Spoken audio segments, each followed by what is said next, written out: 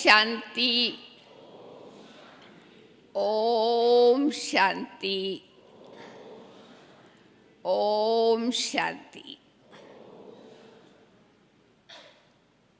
सबसे पहले आप सभी को भी मैं अपनी तरफ से बाबा के घर में स्वागत करते हैं। स्वागत है, स्वागत है। आप सभी को बाबा के फर्स्ट टर्न में मधुबन में आने का चांस मिला है। मैं समझती हूँ आप सभी भी कोई अच्छा लक्ष्य लेकर के अच्छी पुरुषार्थ का लक्ष्य लेकर के आए होंगे, ताकि यहाँ पर जो भी कार्यक्रम चलता है उसका हम पूरा फायदा ले सके। आप सभी लक्ष्य लेकर के आए हैं ना, तो जैसा लक्ष्य होगा वैसा ही लक्ष्य आ जाएगा। आज का टॉपिक बहुत सुंदर है। अभी अभी हम सभी ने गीत भी सुना। वक्त है कम, मंजिल दूर है, इसलिए हमको कदम जल्दी आगे बढ़ाना होगा। ये सब हम सब के पुरुषार्थ का बहुत सुंदर गीत है। वैसे रोज बाबा ने साकार मुरली में, अव्यक्त मुरली में समय का इशारा भी दिया है और साथ साथ पुरुषार्थ की अनेक विधियां भी बताई है। सिर्फ हमको उसको कर्म में, प्रैक्टिकल जीवन में लाना है।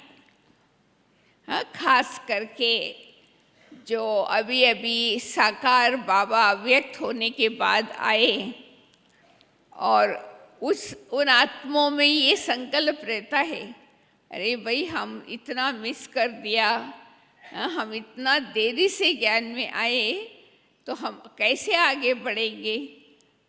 इसके लिए भी बाबा ने ऐसी आत्माओं को भी बाबा ने वरदान दिया है, last so fast, fast so first.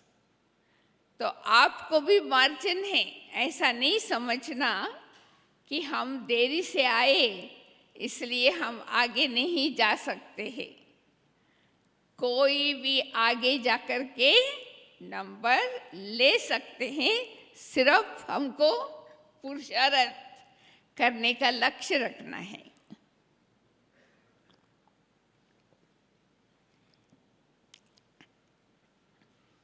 तो वास्तव में पुरुषार्थ किसको कहा जाता है, पहले उसको समझे, फिर पुरुषार्थ को हम तीव्रता में कैसे करें उसको भी हम समझ में आ जाएगा। तो पुरुषार्थ माना ही वास्तव में एक बारी जो हम भूल करते हैं वो दोबारा ना करें। ये मम्मा की डेफिनेशन है। सबको एक बार भूल करने के लिए छुट्टी है, परंतु दोबारा वो सेम भूल करे तो बना हमने भूल को रियलाइज नहीं किया, अलबेलापन था, तो दोबारा हमने कर लिया। तो समय के अनुसार अगर हमको जल्दी आगे बढ़ना है तो भूल ना हो, लक्ष्य तो रखना है। बाय चांस अगर भूल हो जाए तो जल्दी से रियलाइज करके बड़ों के आगे, बाबा के आगे जाकर माफ़ी मांग लेना है। और जब माफ़ कर लेते हैं, ख़त्म, फिर हमको रिपीट नहीं करना है। दूसरा पुरुषार्थ का अर्थ क्या है? पुरुष और रथ माना ये शरीर रथ है, आत्मा पुरुष है, तो हमको ये लगातार स्मृति रहे, मैं आत्मा रथी इस शरीर रूपी रथ को चला रही हूँ। तो ये वास्तव में पुरुषार्थ वही है, ये स्मृति बना करके रखना, इस स्मृति का स्वरूप में रहना ही पुरुषार्थ है। और तीसरा पुरुषार्थ माना ही वास्तव में हमको आगे आगे बढ़ते जाना है। जैसे कोई शरीर में जन्म लेते हैं तो हर वर्ष आगे बड़ी होती है ना, उसकी आयु कम नहीं होता, बड़ा होता है। ऐसे ही ब्राह्मण जीवन में भी 4 स्टेजेस है। हाँ, बच्चा, युवा, बुजुर्ग और मृत्यु। तो हमको एक एक जीवन का जो स्टेप है उससे आगे बढ़ते जाना है। तो वर्तमान समय के अनुसार हमारी स्थिति क्या होनी चाहिए? वानप्रस्थ अवस्था। अभी बचपन गया, हाँ, युवा का स्टेज भी गया, अभी हमको वानप्रस्थ अवस्था। तो वानप्रस्थ अवस्था का 2 अर्थ हैं। वाणी से परे जाने का अभ्यास, और वानप्रस्थ माना ही जैसे लौकिक में 60 साल हो जाता है तो सब कुछ बच्चों के आगे अर्पण करके वो तपस्या या साधना करने लग जाते। तो हम भी अभी वानप्रस्थी बन जाए पुरुषार्थ में, तो हमारे अंदर ऑटोमेटिकली वैराग्य वृत्ति भी आ जाएंगे, त्याग की भावना भी आ जाएंगे, तो तपस्या सहज हो जाएगा, तो हम आगे जल्दी से बढ़ जाएंगे। ये 3 अर्थ आप अच्छी तरह से बुद्धि में रखो। पुरुषार्थ, मेहनत नहीं करना है। बाबा को मेहनत अच्छी नहीं लगती। कोई मेहनत करते हैं ना, अभी भी बाबा कहता है कि मोहब्बत की कमी है। जहाँ पर मोहब्बत है वहाँ मेहनत नहीं होती।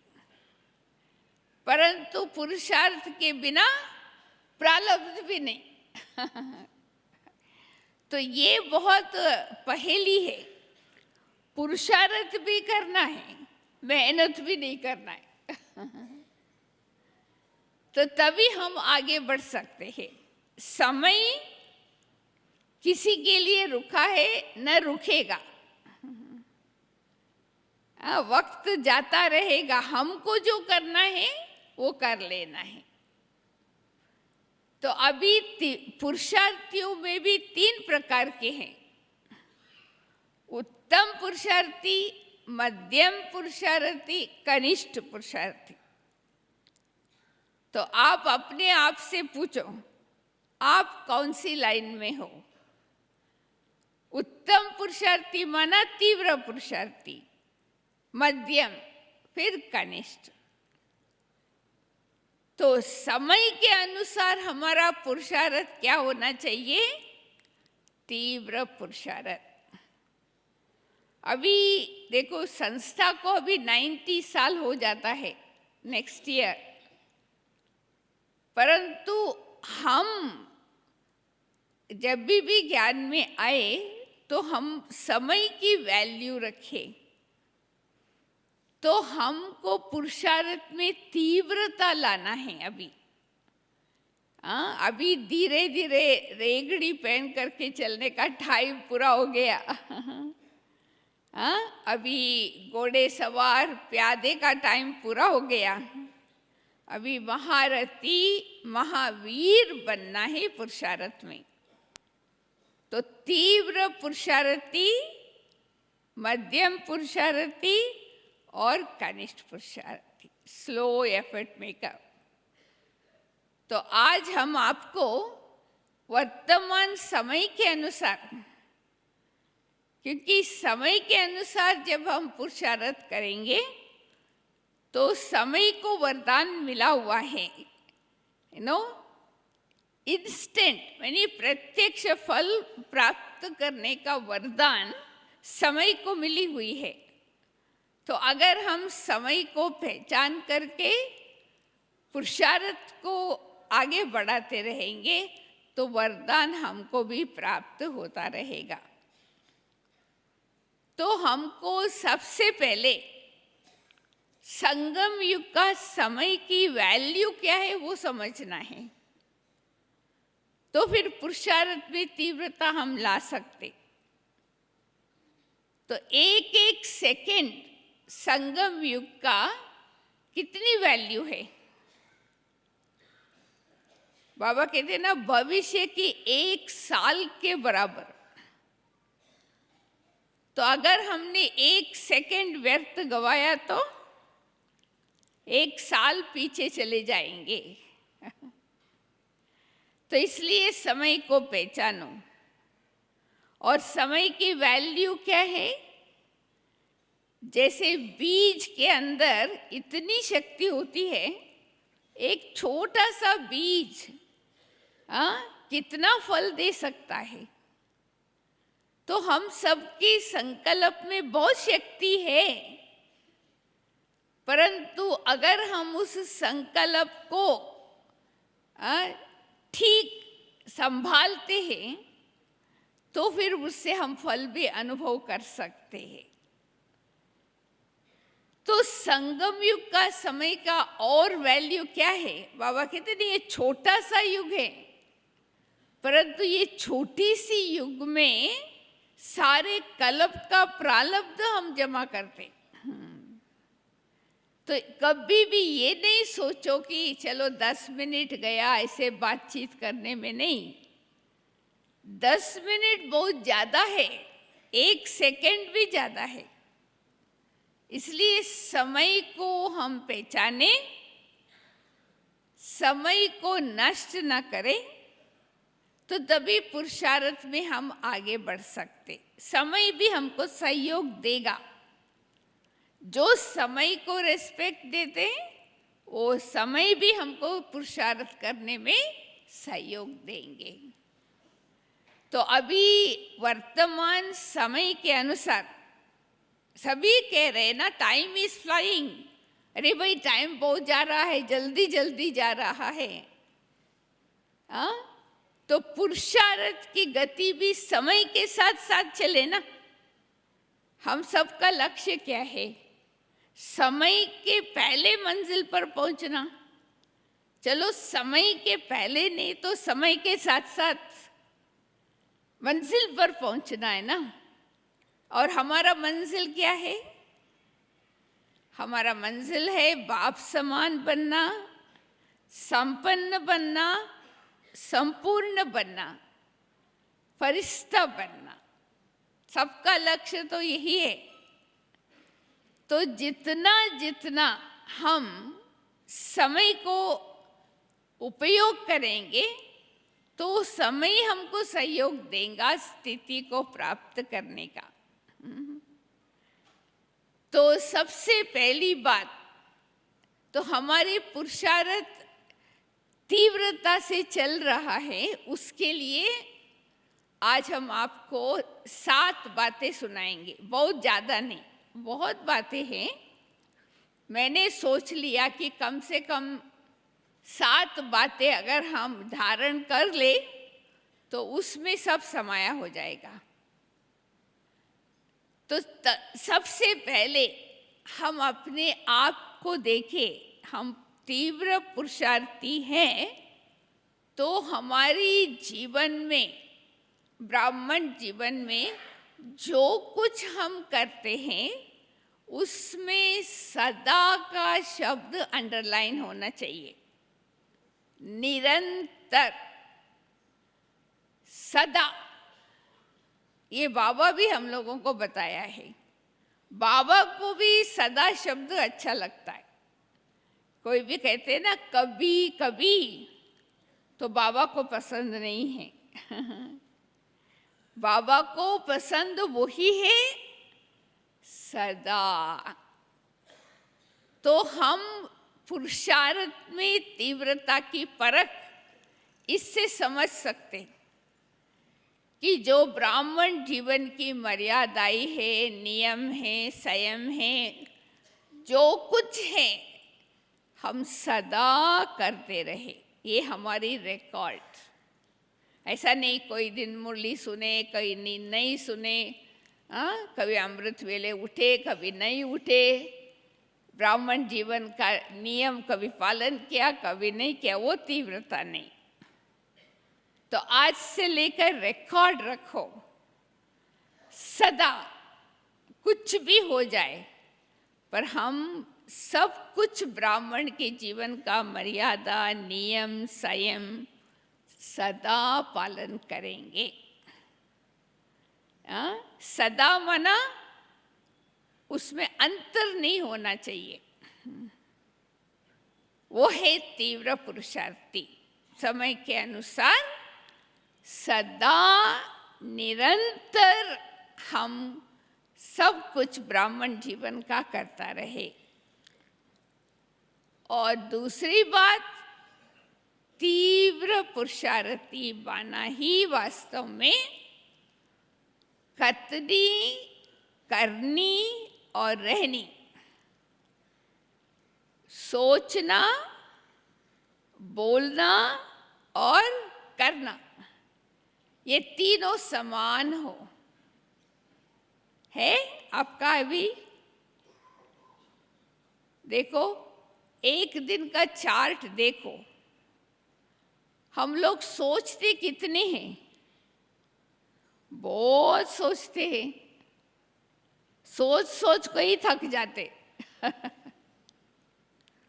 फिर बोलते तो बहुत है, मुख का पकोड़ा भी बहुत खाते हैं, हवाई महल भी बहुत बनाते हैं मन में, मुख का पकोड़ा भी बहुत खाते, और करने में आता है तो बहानाबाजी।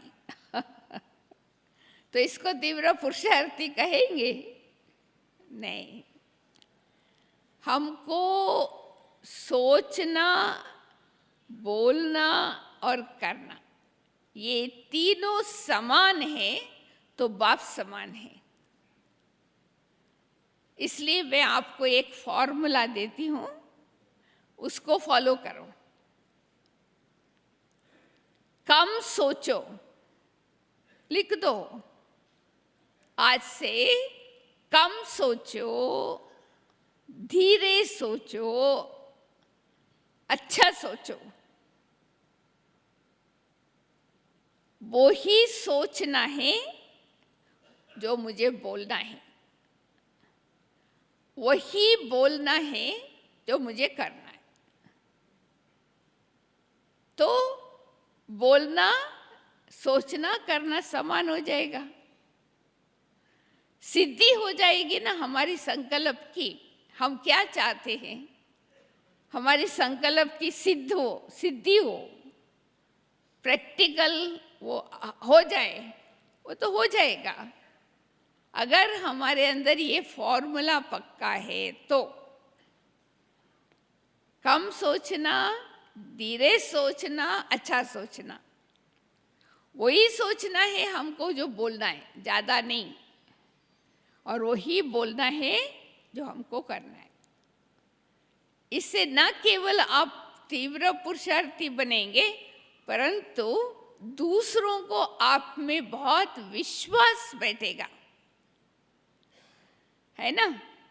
विश्वास बैठता है, ये बहुत इम्पोर्टेंट है। अगर दूसरे हमारे में विश्वास नहीं रखते तो उससे हमको कैसे आशीर्वाद मिलेगा? तो हम किसी को बोले नहीं, आप क्यों मेरे ऊपर विश्वास नहीं रखते हो, परंतु अगर हम ये फॉर्मूला यूज करेंगे, वो देखते हैं कि इसका तीनों समान है, ये सच्चाई से पुरुषार्थ कर रहे हैं, तो उसको विश्वास बैठेगा।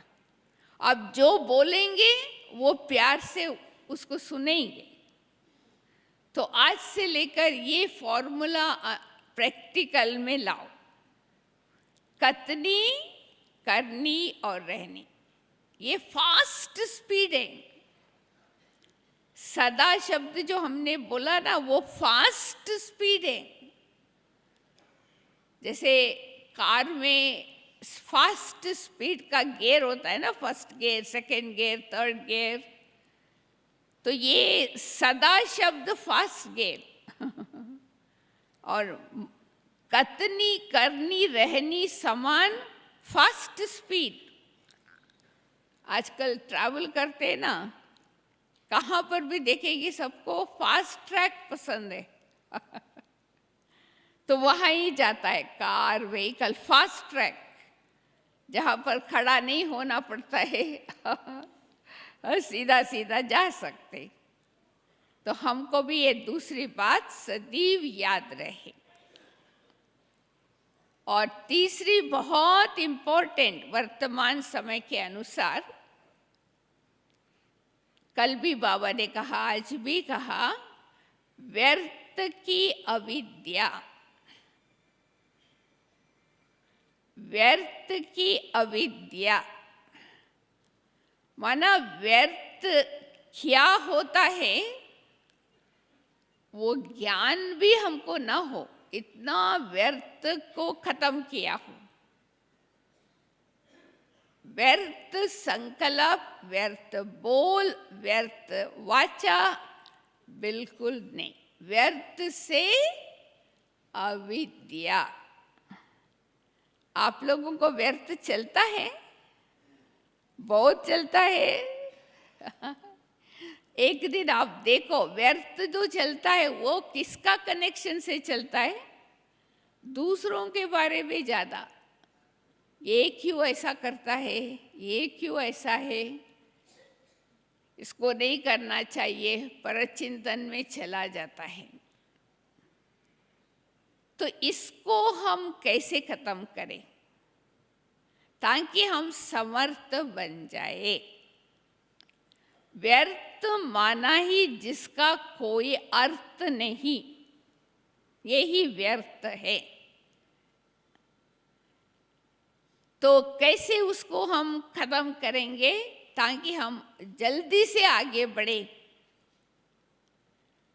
तो संकल्प हमारी बुद्धि का भोजन है ना?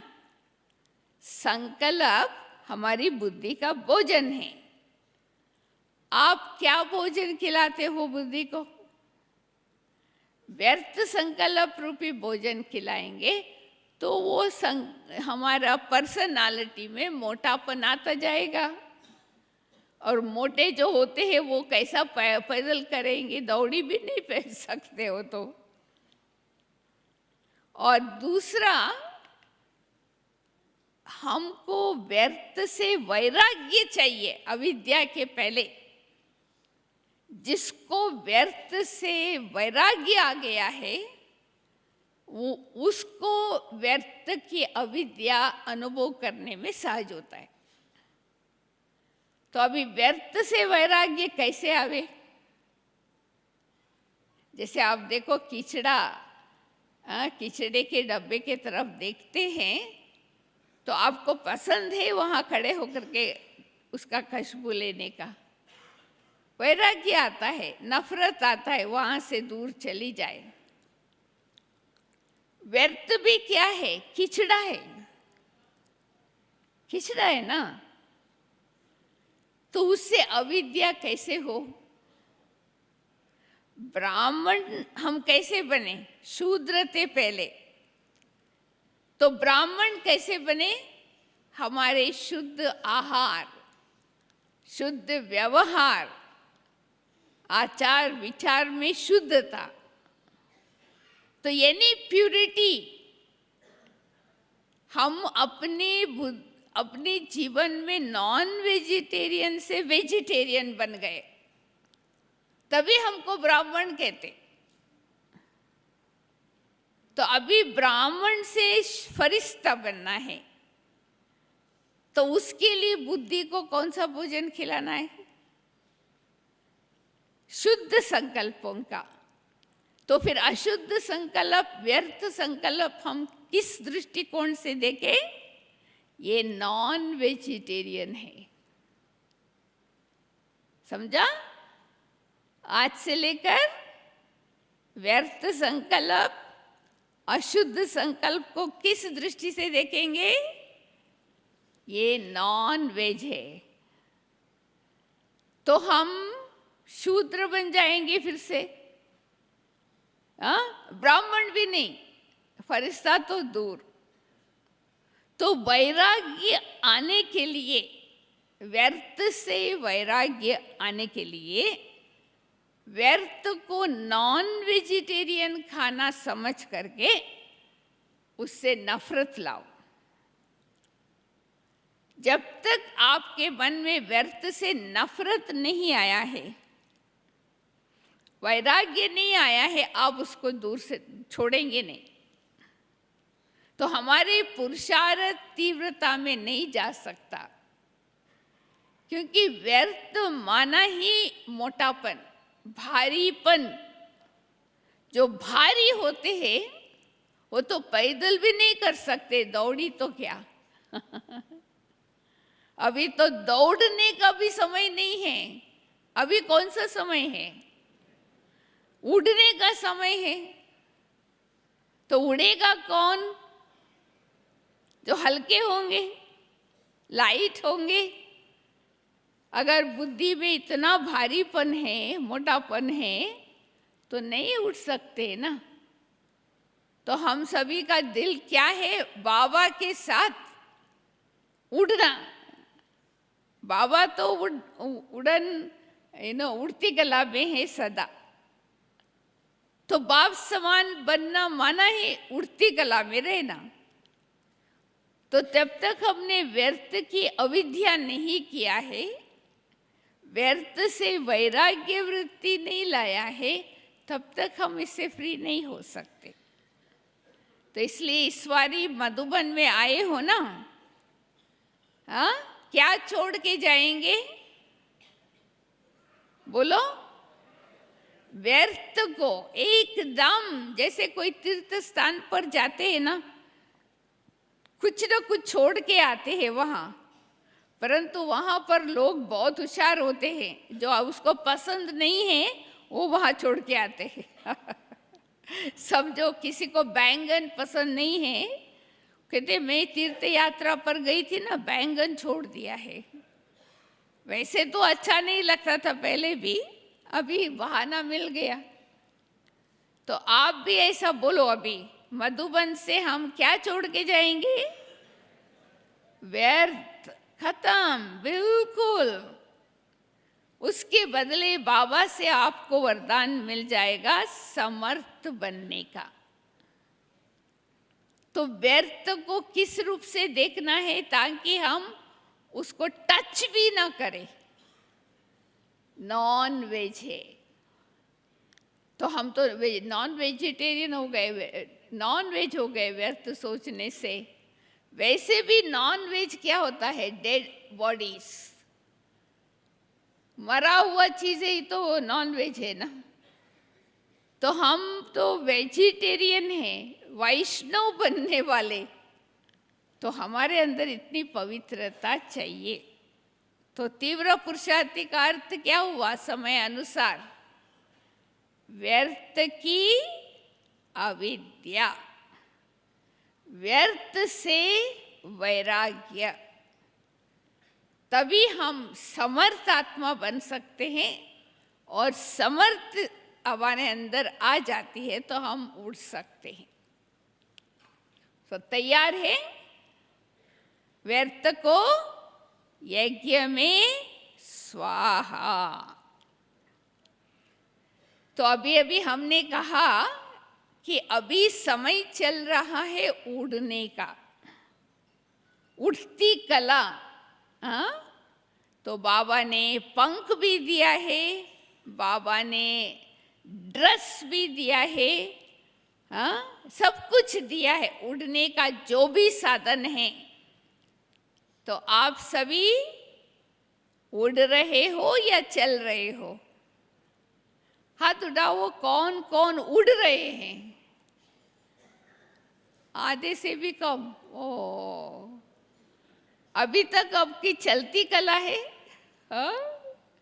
संभालना, क्योंकि आप चलेंगे नहीं तो माया पकड़ सकती है आपको, क्योंकि माया को आप दिखाई पड़ेंगे, चल रहे हैं ना, परंतु आप उड़ेंगे तो माया को दिखाई नहीं पड़ेगा, तो आप वो पकड़ भी नहीं सकते हैं आपको। उड़ने का मतलब क्या होता है? उड़ने का मतलब क्या होता है? तीव्र पुरुषार्थ अनुसार उड़ना है। तो उड़ने का मतलब क्या है? परिभाषा, पंख तो है, उमंग उत्साह और हिम्मत का पंख है, पवित्रता श्वेत वस्त्र है, पर फिर भी उड़ना माना इस दुनिया के 5 तत्वों के आकर्षण से परे। यह है उड़ती कला। हम यहाँ रहते हुए 5 तत्वों से, हम उसके आकर्षण से परे, माना उसमें 5 तत्वों से बनी हुई चीजें भी आ जाती है। अभी तक भी देखो हमारे अंदर कितनी इच्छा है, स्थूल चीजों को आकर्षित कर लेता है हमको, ये चाहिए वो चाहिए। जैसे सीता को, राम के साथ तो बेचारी अच्छी थी, परंतु रावण को मालूम था इसको कैसे अलग करना है, तो वो सोने का हिरण का रूप लेकर के आ गया। सीता को तो पहचान नहीं आया, उसने कहा कि मेरे को ये चाहिए, तो फिर वो हम उनको राम से अलग कर दिया ना। तो ऐसे ही हमारा भी कहानी है, हम बाबा से कभी कभी अलग क्यों हो जाते? माया का कोई न कोई आकर्षण हमको आकर्षित कर देते। पता है, कोई कोई ब्राह्मण तो इतना होशियार है, वो कहते बहन जी हमारे अंदर कोई लोभ नहीं है, परंतु ये अच्छी लगती है, ये अच्छा लगता है। ये भी तो लोभ रॉयल रूप है ना। हमको तो इच्छा मात्रम अविद्या की स्थिति चाहिए। अगर आपको उड़ती कला का अनुभव करना है, समय अनुसार तीव्र पुरुषार्थी बनना है, इच्छा मात्रम अविद्या, यानी हमारे अंदर संपूर्ण संतुष्टता चाहिए। मुझे कुछ नहीं चाहिए, एक बाबा मिला, सब कुछ मिला, फिर कहाँ से आया ये चाहिए चाहिए? संतुष्ट आत्मा रहे, भरपूर आत्मा रहे, तो उड़ती कला का हम अनुभव कर सकते हैं। तो उड़ती कला का मतलब हो गया आकर्षण, तत्वों के और तत्वों की बनी हुई चीजों के तरफ आकर्षण से परे। तो हम उड़ती कला में हैं। तो उड़ने वाले ऑटोमेटिकली बाबा के साथ का अनुभव भी सहज अनुभव करेंगे और बाबा के साथ साथ अपने घर में पहुंच जाएंगे। तो अभी अपनी स्पीड को चेंज करो, उड़ो। ज्ञान योग का पंख तो है, उसके साथ साथ बाबा ने उमंग उत्साह और हिम्मत का भी तो पंख दिया है। सिर्फ बुद्धि रूपी पांव शरीर रूपी पृथ्वी से ऊपर उड़ती कला, ये चौथी बात याद रहेगा। अभी कौन सी 4 बात सुनाई बताओ? पहला कौन सा? पहली बात, सदा निरंतर दूसरी बात, कतनी करनी रहनी समान। तीसरी बात, कौन सा? व्यर्थ की अविद्या। और चौथा, उड़ती कला। तीव्र पुरुषार्थ माना है उड़ती कला। अभी दूसरा कोई रास्ता ही नहीं है मंजिल पर पहुंचने का। कोई दूसरी तरीका है नहीं मंजिल पर पहुंचने का, क्योंकि समय कम है, कवर करना है डिस्टेंस ज़्यादा, तो फ्लाई। इसलिए बाबा ने कहा don't ask why, just fly. ये प्रश्न पूछ पूछ करके हम यहाँ ही रह जाएंगे। क्यों, क्या, कैसे, कब, नहीं, फुल स्टॉप। तो पांचवी बात है समय अनुसार, जो बात बीत गए उसके बारे में चिंता नहीं, और जो बात भविष्य में आने वाले हैं उसके बारे में भी कोई चिंता नहीं। हमको फुल स्टॉप लगाने का कला सीखना है, वरना जो बात बीत गए, ओम शांति, फुल स्टॉप। न मन में रिपीट करना है, न मुख से रिपीट करना है। हो गया ना? आज भी बाबा ने कितना अच्छा बताया। महावीर किसको कहा जाता है? जो अनहोनी बात भी हो जाए, नथिंग न्यू। इसके लिए बहुत अच्छा स्लोगन बाबा का याद आता है, आप याद रखिए, आपको भी इससे बहुत मदद मिलेगा। बाबा ने कहा था, अभी तक जो कुछ हुआ है वो अच्छा अच्छा अच्छा, अभी जो हो रहा है बहुत अच्छा। आपका ट्रेन भी मिस हो जाए बहुत अच्छा, फ्लाइट भी मिस हो जाए बहुत अच्छा, बीच में एक्सीडेंट हो जाए वो भी बहुत अच्छा। जो कुछ हो रहा है बहुत अच्छा। और कल क्या होने वाला है आपको पता है? बहुत अच्छे थे अच्छे। तो माना ब्राह्मणों की डिक्शनरी में बुरा शब्द है नहीं,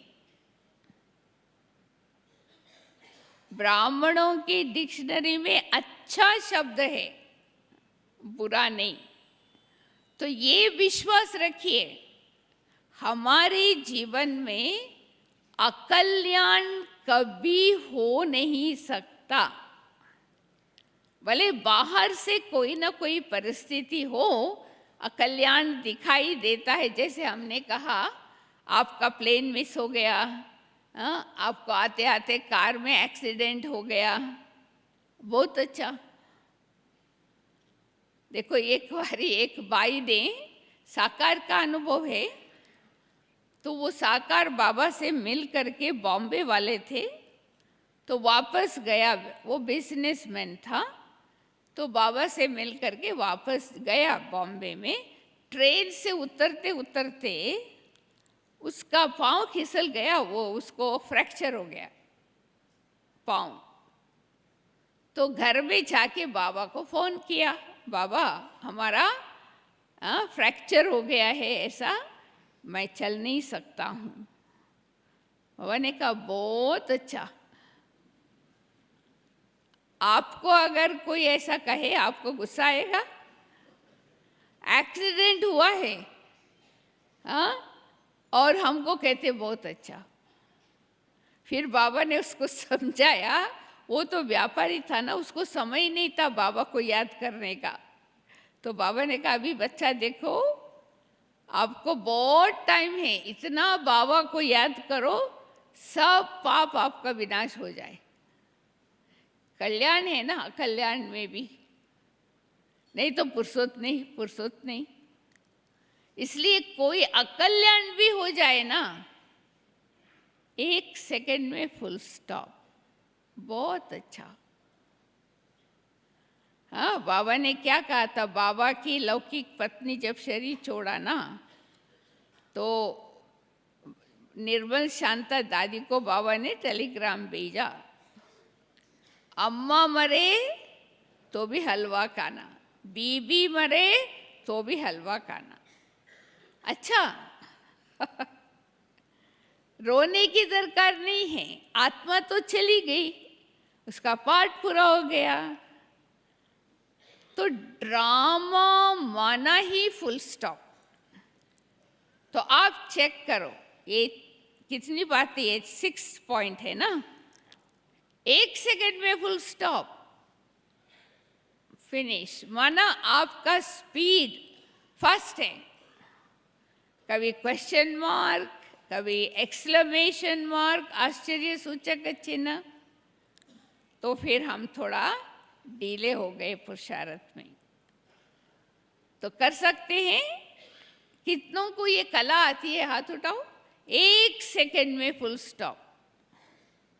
किसी को नहीं आता है, सारे क्लास में 2-3 हाथें उठती है, वरना इसका अभ्यास चाहिए, अभ्यास चाहिए। देखो कार ड्राइव करते हैं ना, उसमें भी कब ब्रेक लगाना है वो कला है, तो ये भी तो हमारे मन की ब्रेक है ना। जब हम जानते हैं, हमको विश्वास है बाबा कल्याणकारी है, कल्याणकारी संगम युग में हम हैं, तो हमको जो होगा वो कल्याण ही कल्याण, ये विश्वास रखो। अकल्याण में भी कल्याण, आपका जॉब छूट जावे कल्याण, आपका बिजनेस में दिवाला हो जाए कल्याण। परंतु बाबा ने कहा कि इसको अकल्याण को भी कल्याण के रूप में देखने के लिए 3 बातों की धारणा चाहिए। फर्स्ट धारणा, अंतर्मुखता, कुछ नहीं बोलो, अंतर्मुखी हो जाओ, साइलेंस में चले जाओ। और दूसरा, धैर्यता, just wait for a while. आपको ड्रामा दिखाएगा, उसमें क्या कल्याण है आपको मालूम पड़ जाएगा, थोड़ा धीरे धरो। और तीसरा, सहन शक्ति। यहाँ सहन शक्ति माना नेगेटिव को पॉजिटिव करना। तो अगर ये 3 बातों की हमारे जीवन में धारणा होंगी, तो हम अकल्याण में भी कल्याण देख सकते हैं। तो हम घबराएंगे नहीं, हम दूसरों के तरफ अंगुली नहीं दिखाएंगे, हम ऑटोमेटिकली, हमारी हर्षित मुख चेहरा कभी बदलेगा नहीं। हो सकता है सेकेंड में फुल स्टॉप वो कौन दे सकता है? जिसके पास सर्व शक्तियों का फुल स्टॉक होगा। आपके पास शक्तियों जमा होंगे तभी आप फुल स्टॉप लगा सकते हो। आपके पास शक्तियों का स्टॉक नहीं है तो स्टॉप भी नहीं लगता।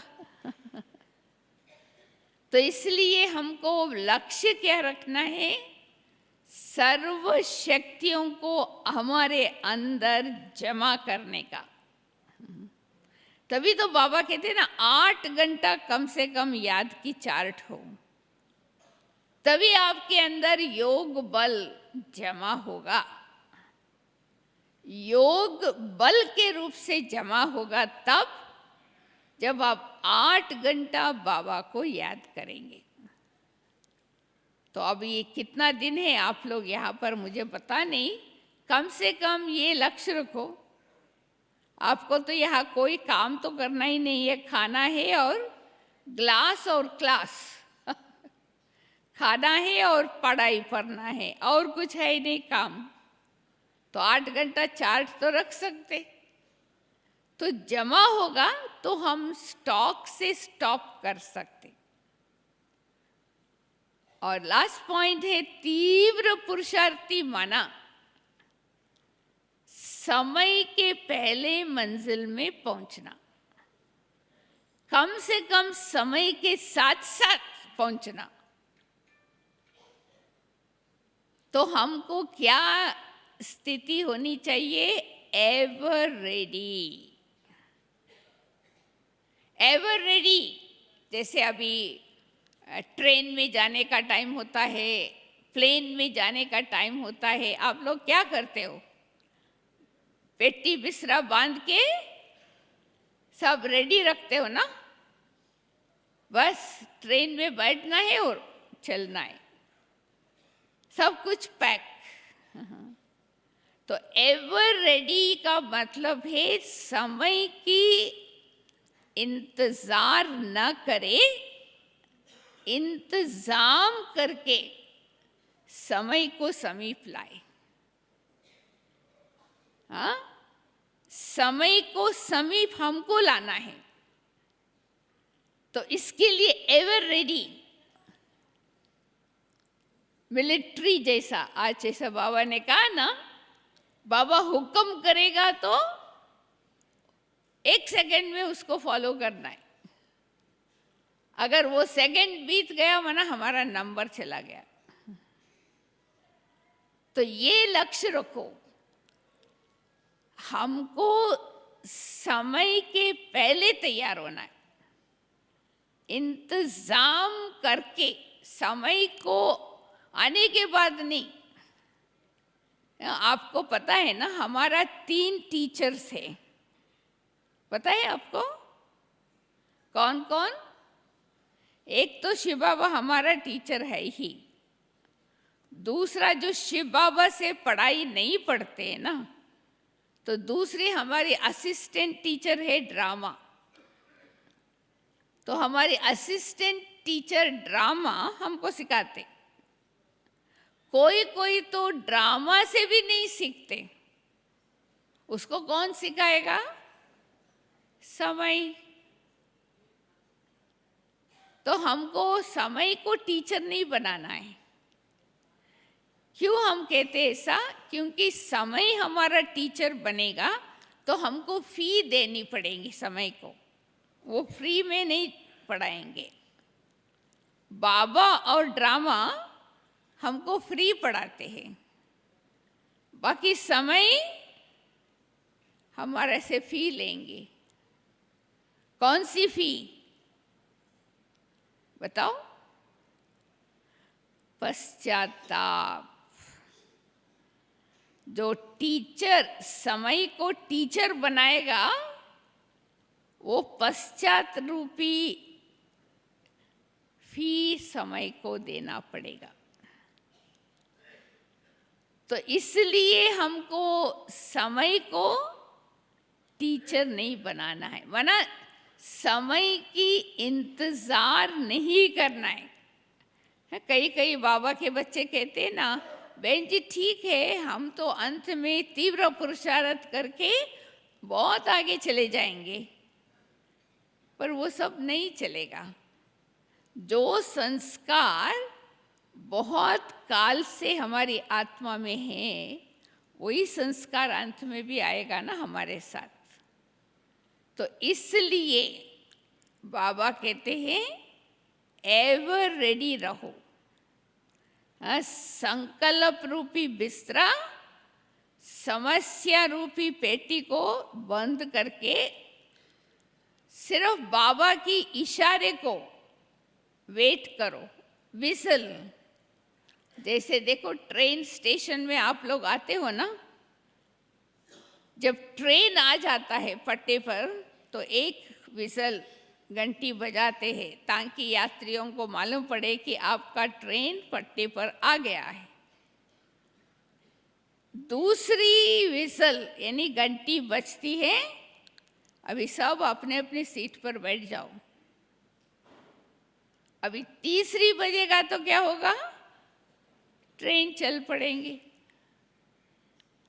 कोई कोई इतने अलबेले होते हैं, चाय पानी पीने में मस्त रहते हैं, वो ट्रेन चला गया। तो ऐसा ना हो सतयुग की ट्रेन चला जावे, फिर हमको त्रेता युग की ट्रेन को वेट करना पड़े। तो इसलिए क्या करना है, समय के पहले अपनी बैग और बैगेज बाबा को ट्रांसफर करके हम हल्के हो जाए। तो इसके लिए हमको कौन सी विशेष शक्ति चाहिए? समाने की शक्ति और समेटने की शक्ति। अगर हमारे अंदर समाने की शक्ति और समेटने की शक्ति नहीं है तो हम समय पर मंजिल पर नहीं पहुंच सकते, एवर रेडी नहीं रह सकते। देखो, हमको इशारा मिल गया है ड्रामा से। बहुत ब्राह्मण हमको भी पूछते, बहन जी विनाश का डेट कौन सा है? पर बाबा भी हमारे से पूछता है, आप ही बताओ आपका परिवर्तन का डेट कौन सा है? हर एक अपना अपना परिवर्तन का डेट फिक्स करे, वही विनाश का ही डेट है। विनाश हमारे लिए रुका है, एवरीथिंग इज रेडी। तो इसलिए हमको सब कुछ एवर रेडी होकर के रहना है। अभी देखो, एक विजिल बज चुका है। हम लोग सत्युग की ट्रेन में आने वाले ध्यान से सुने, एक विजिल बज चुका है। कौन सा? जब ब्रह्मा बाबा अव्यक्त हो गए, आप थे नहीं यहाँ पर विजिल तो बज चुका है, इशारा। फिर दूसरी विजिल जब मम्मा अव्यक्त हो गए। अभी तीसरा कौन सा विजिल होगा? घर, रिटर्न जर्नी जाना पड़ेगा आपके लिए। बाबा, हम किसी के लिए भी बाबा इंतजार नहीं करेगा। बाबा उड़ती कला वाला है ना। वो तो 1 सेकंड में परंधाम पहुंच जाएंगे। जो बाबा के साथ उड़ती कला वाले होंगे वो भी पहुंच जाएंगे। तो इसलिए हमको स्वचिंतन में, प्रभु चिंतन में, शुभ चिंतन में रहना है। अपना कल्याण करना है, उसमें दूसरों का कल्याण भरा हुआ है। ये तो बाबा ने कहा ना कि अपने परिवर्तन करना है, उसमें विश्व का परिवर्तन है ही। इसलिए हमको एवर रेडी रहने का पुरुषार्थ। तो जैसे कि हलवा बनाते हैं ना, कभी कभी जब हलवा तैयार हो जाता है वो बर्तन को टिकता नहीं है, तो तभी हमको मालूम है ये हलवा तैयार है। तो आपको कैसे मालूम आप एवर रेडी है? आपको कैसे मालूम? तो चारों प्रकार का न्यारापन जीवन में दिखाई पड़ता है। समझो, ये 4 प्रकार का न्यारापन, डिटैचमेंट प्रैक्टिकली दिखाई दे, तब हम समझे अभी हम एवर रेडी है। तो सबसे पहले डिटैचमेंट शरीर से, अपने शरीर से ही डिटैचमेंट, न्यारापन। और दूसरा शरीर के संबंधी, शरीर के संबंधी, उसमें दैवी संबंध, लौकिक संबंध सब आ जाते। और तीसरा कौन सा? भौतिक वस्तु, साधन, इससे भी न्यारापन। यानी बाबा ये नहीं कहते कि साधन यूज नहीं करो, पर साधन के ऊपर डिपेंड नहीं हो जाओ। जैसे अभी हम माइक यूज कर रहे हैं, साधन, कोई हर्जा नहीं, परंतु अगर करंट नहीं है, माइक नहीं चलता है, तो क्या हम शेयर क्लास नहीं करा सकते? कर सकते हैं। तो इसलिए साधनों से भी न्यारापन।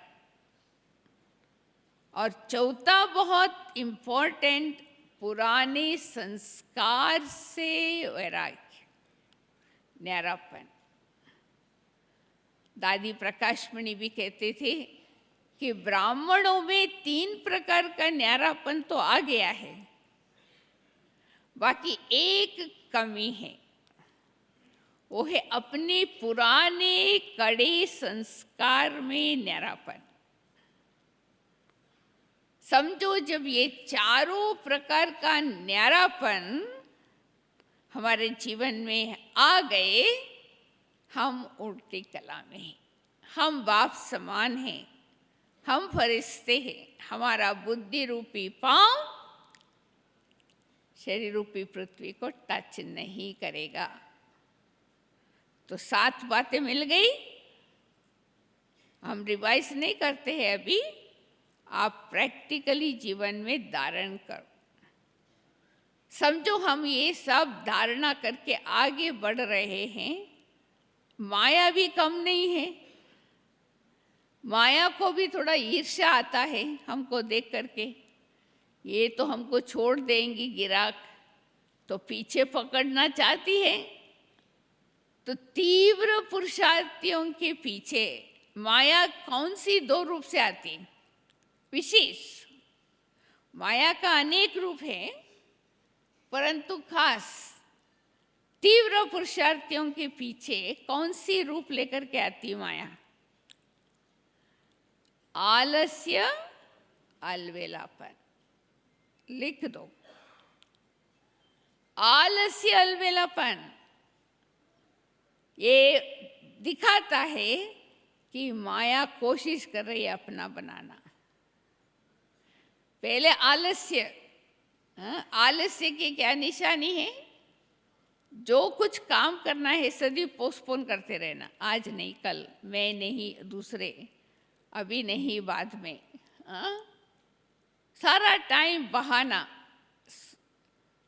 उसमें करेंगे, देखेंगे, सोचेंगे। गे भाषा बहुत होता है आलस्य वालों का।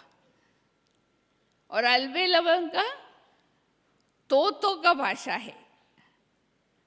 तो का भाषा क्या होता है? ये महारथी भी तो करते हैं ना, कल बाबा ने कहा ना, महारथी भी तो करते हैं ना, ये बड़े भी करते हैं ना।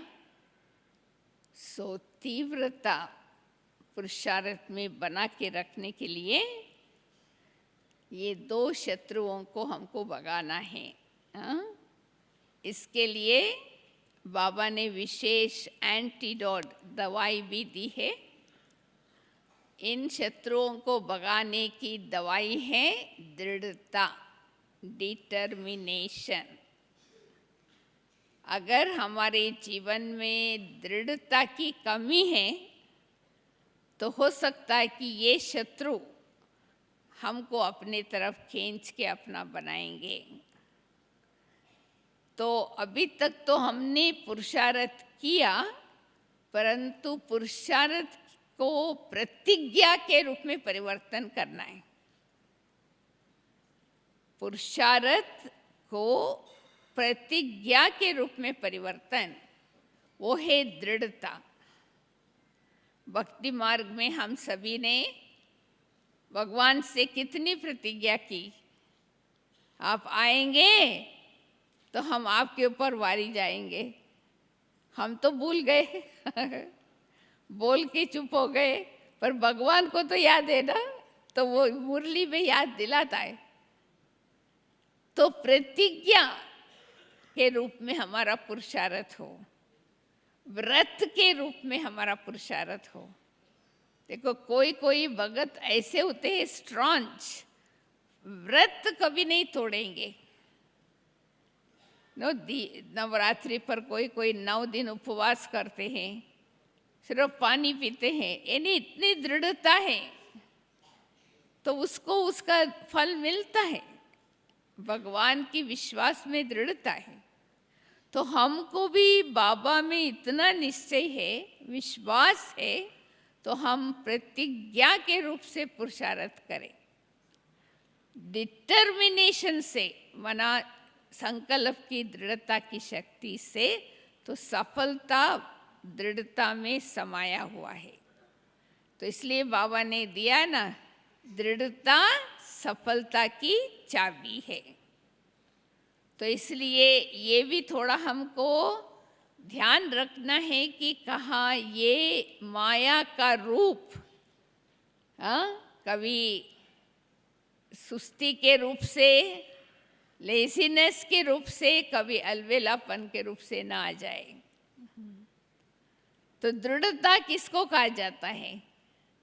अभी बाबा ने यही कहा ना, दृढ़ता माना मुझे अभी करना है, कभी नहीं, अभी। तो जब हमारे अंदर इतनी दृढ़ता होंगी तो माया हमको आंखें भी नहीं दिखा सकती, दूर से ही चली जाएंगी। तो हम सहज ही माया जीत बन जाएंगे। इसलिए फिर से हम सुनाते हैं, समय कम है, वरना हमारा पुरुषार्थ में तीव्रता चाहिए। समय तो किसी के लिए वेट नहीं करेगा। घंटी बज रही है, वार्निंग मिल रहा है, तो हमको अभी समय के पहले अपना इंतज़ाम करके समय को हमको इंतज़ार करना है। तो हमको पश्चाताप में जाने की ज़रूरत नहीं पड़ेगा। तो इसलिए बाबा का क्या स्लोगन था? जो कुछ करना है अब करो, कब नहीं। जो कुछ बाबा का, साकार बाबा का स्लोगन था, जो कल करना है वो आज करो, जो आज करना है अभी करो, अभी नहीं तो कभी नहीं।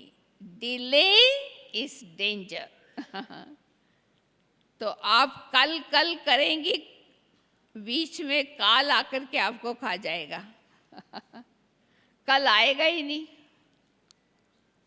तो किसी ने मेरे को पूछा था, बहन जी विनाश का डेट कौन सा है? मैंने कहा आप बताओ, आपकी शरीर छोड़ने का डेट कौन सा है?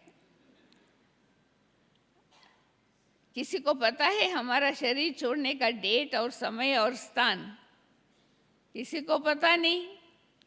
कभी भी, कहाँ से भी आत्मा कभी भी जा सकता। तो विनाश के डेट भी हमारे पुरुषार्थ के ऊपर ही है। तो इसलिए हम समय, पुरुषोत्तम संगम युग का समय को बहुत महत्व दे करके उसको यूज़ करें, व्यर्थ न करें, ताकि समय से भी हमको वरदान मिलता रहे। तो ऐसे तीव्र पुरुषार्थी बन करके बाबा के आशाओं को पूरा करके बाबा के आशा के दीपक बनेंगे, तो बाबा आपको नयनों पर बिठा करके वापस घर ले जाएंगे। ओम शांति, ओम शांति।